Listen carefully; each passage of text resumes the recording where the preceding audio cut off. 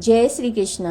आप सुन रहे हैं वैशाख मास की कथाएं और आज आप 18वां अध्याय सुनेंगे।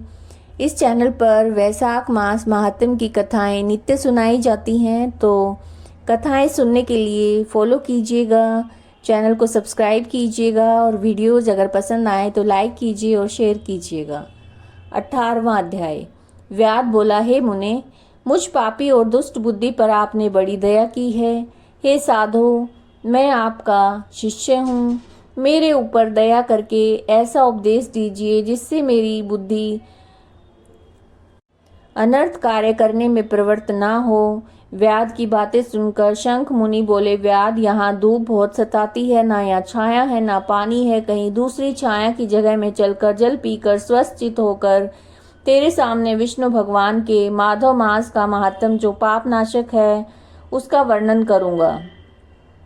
मुनि की बात सुनकर व्याध वहां से थोड़ी दूर पर एक निर्मल सरोवर पर ले गया, जहां पर जल के जीव बगुला, राजहंस, मगरमच्छ आदि सरोवर में शोभा दे रहे थे तथा कुमुदनी, कोकनद आदि अनेक प्रकार के कमल शोभा दे रहे हैं। भौरे गुंजर कर रहे हैं, पक्षी कलरव कर रहे हैं। किनारे पर बांस के वृक्ष और बड़, कदम, इमली और सुगंधित वृक्ष आदि चारों सुशोभित हो रहे हैं।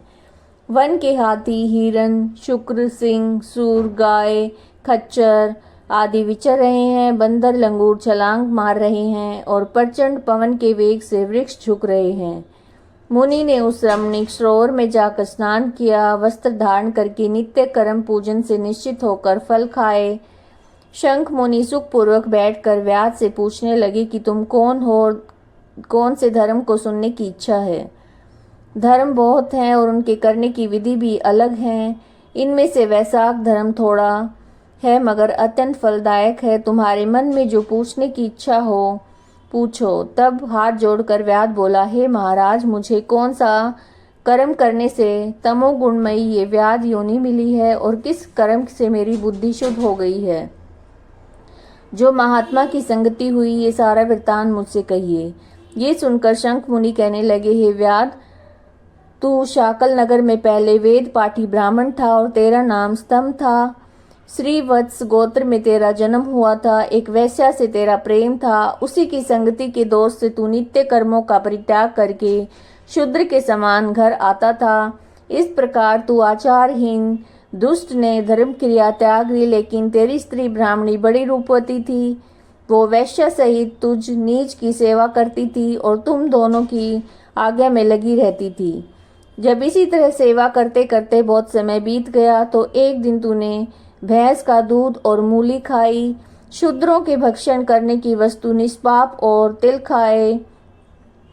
इस अपच्य भोजन से तुझे वमन होने लगी और दारुण भगंदर रोग हो गया, जिससे घोर वेदना होने लगी।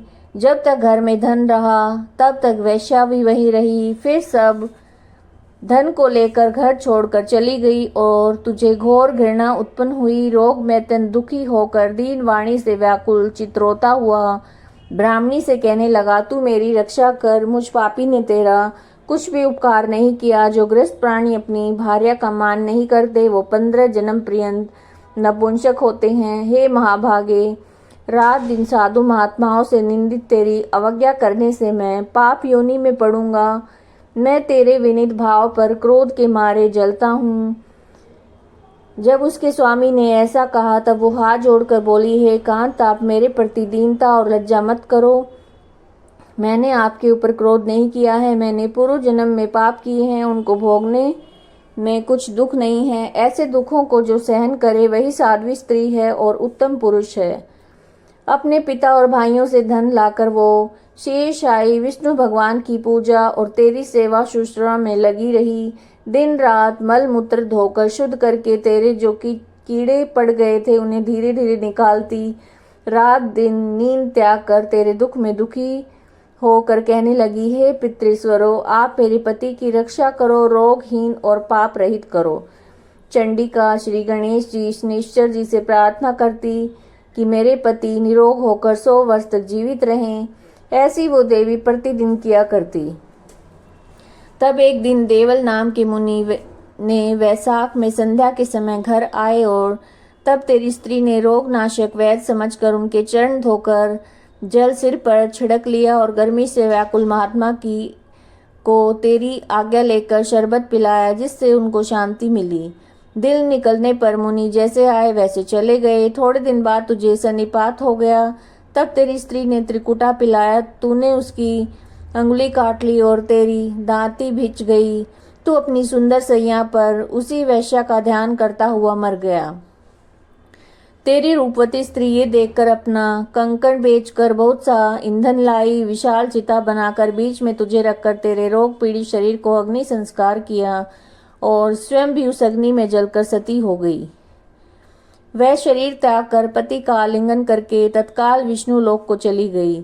वैशाख में पानी का दान करने और चरण धोकर जल सिर पर छिड़कने से योग्या की सी दुर्लभ गति उसे मिली। तूने समस्त पापों से छूटने पर भी अंत काल में वैश्या का स्मरण करने से देह त्याग करके व्याध का जन्म पाया। तुझे सदा हिंसा प्यारी है और चित्त में सदा उद्वेग रहता है। तूने वैशाख में शरबत पान कराने की आज्ञा दी और मुनि के चरण धोने का पाप नाशक जल मस्तक पर छिड़का। उससे तेरी ये बुद्धि हुई और तुझे सत्संगति प्राप्त हुई, जिससे तूने संपूर्ण सुखों के हेतु धर्म पूछे। इस प्रकार तेरे पूर्व जन्म के किए हुए जो पाप और पुण्य कर्म मैंने दिव्य दृष्टि से देखे हैं, वे सब तुझे बताए, और जो कुछ तुझे गुप्त वार्ता पूछनी हो वह पूछ। तेरा मन शुद्ध हो गया है। हे महामते, तेरा कल्याण हो। ये आप वैशाख मास महात्म्य की कथा का 18वां अध्याय सुन रहे थे। जय श्री कृष्ण।